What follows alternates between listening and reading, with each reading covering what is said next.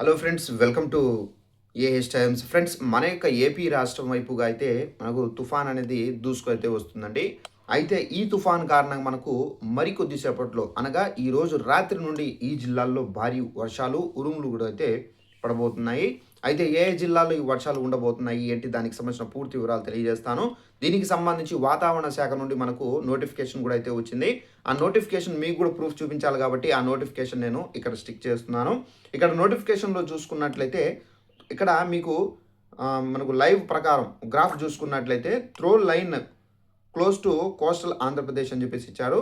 అలాగే ఇక్కడ మీరు కింద మ్యాటర్ చూసుకున్నట్లయితే శ్రీకాకుళం నుండి తిరుపతి వరకు ఆంధ్రప్రదేశ్ తీరం వెంబడి ఏర్పడినటువంటి ద్రోణి ప్రభావంతో మనకు ఈరోజు కోస్తా, ఆంధ్ర, రాయలసీమల్లో ఈరోజు సాయంత్రం మరియు రాత్రి సమయాల్లో ఉరుములతో కూడినటువంటి భారీ వర్షాలు అనేది కురిసే అవకాశం అయితే ఉంది.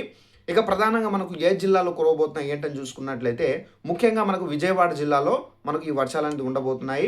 అలాగే తిరుపతి జిల్లాలో మనకు ఈ వర్షాలు అనేది ఉండబోతున్నాయి.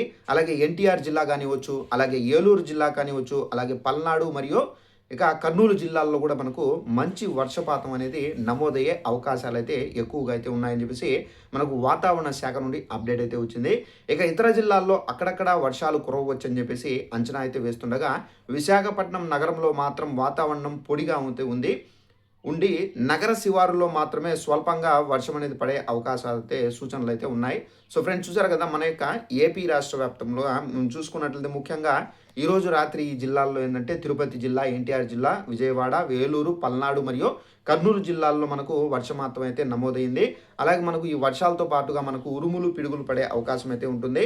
సో జాగ్రత్తగా ఉండండి. ఏదైనా పనులు ఉంటేనే బయటకు వెళ్ళండి, లేదంటే కనుక ఇళ్లలోనే ఉండండి. అయితే ఇది మనకు ఆంధ్రప్రదేశ్ తీరం వెంబడి ఏర్పడినటువంటి ద్రోణి ప్రభావంతో ఈ వర్షాలు అనేది కురుస్తున్నాయి. అలాగే మనకు ఋతుపవనాలు కూడా మనకు ఏపీలో అయితే ఎంటర్ అయ్యాయి.